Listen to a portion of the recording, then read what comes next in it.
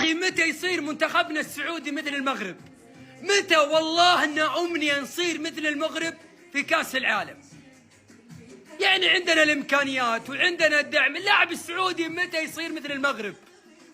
يا أخي لعيبة تقاتل من أجل منتخبها يا أخي، لعيبة تسترجل في الملعب.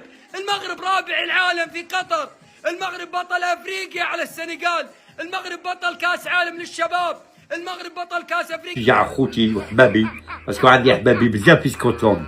يا كنا بكري نخدموا معاهم العجين، يا وخدمت معاهم الحسن في المحل. يا تحياتنا لكم اسكتلند. جاري إلا ربحتك اسكتلند انا امور ربحني ميسي. يا تاريخيا نتاعك دايره في بيبيوتيك ميسي.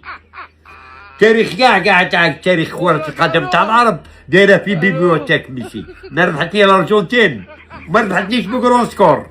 يا بس على اسكتلند خويا إلا ربحتك ما تقعدش انا غادي نشرك عليك. وي اسكتلند الله يحفظكم اسكتلند.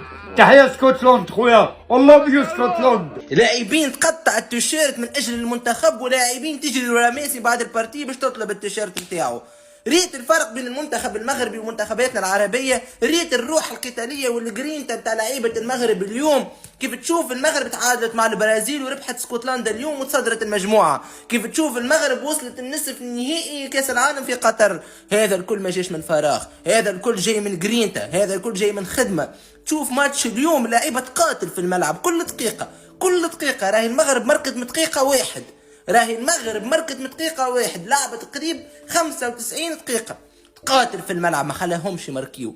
فاهم ولا ما خلاهمش يرجعوا في البارتي، سكروه. تعرف معناتها تسكروه الجول؟ سكروه الجول. ما شاء الله اليوم هذه الجرينتا تموت في البارتي، تجيب تقلع الطرح تجيب الربح.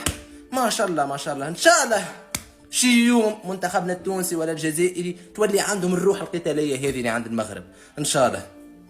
وكل عادة بعد كلامي هذا برشا باش يسبوني مش يعجبهم كلامي ويعملوا لي الغاء متابعه. هذا هو الحق. فاهم ولا؟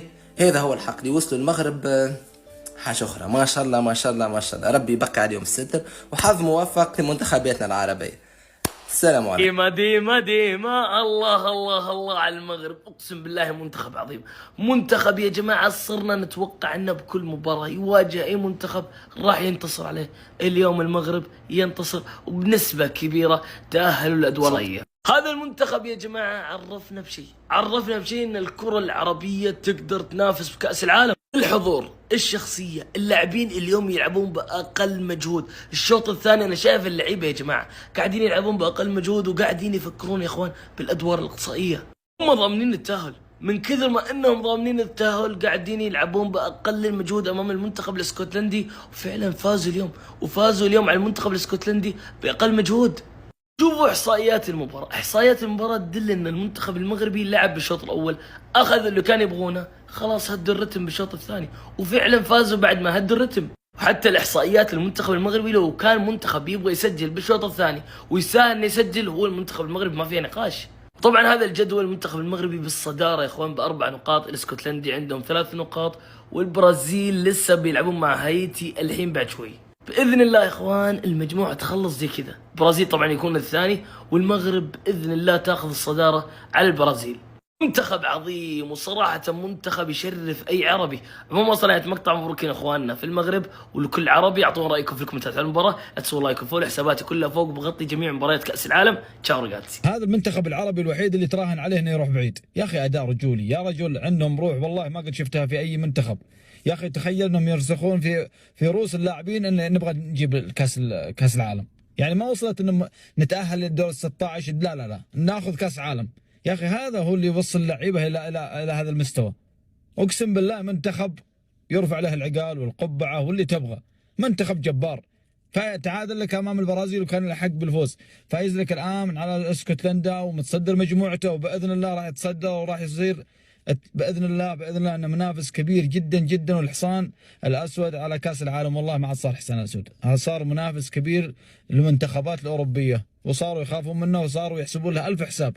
الف مبروك منتخب المغرب، والله العظيم تستحقون بكل جدارة. زغرته يا اخوانا زغرته يا ام محمد، الواد اسماعيل جامد. اخيرا اول انتصار عربي يا جدعان، انا كنت خلاص فقدت الشغف. مش كده وبس، ده اول منتخب عربي يوصل دور ال 32. هتقول لي يا عم ده عشان لعبه الاول. يا عم ما تبقاش جاحد، ده المغرب مسجله اسرع هدف في البطوله واسرع منتخب عربي يجيب هدف في كاس العالم كمان. انا مش فاهم ابراهيم دياز عنده صلاحيه يعني عشان عامل اسيست الماتش ده والماتش اللي فات فعادي يا اخي. نص ملعب المغرب بيبهرك اكتر واكتر. العناوي ده مش ممكن 9 مساهمات دفاعيه مريح المغرب، بيروحوا تحولات بسببه. يعني ايه ده ولا كاسيميرو في عزه. طبعا الملك اللي هيقعد هاري كين في البيت. انا عارف طبعا، انا عارف. انا ما اعرفش بايرن ميونخ معاه لويس دياز اللي سجل في كاس العالم، معاه اوديسيه اللي عامل اسيستات في كاس العالم، معاه ايه ده، معاه هاري كين مسجل هدفين، ومعاه ايه؟ انتوا احتلتوا كل افضل هجوم في العالم.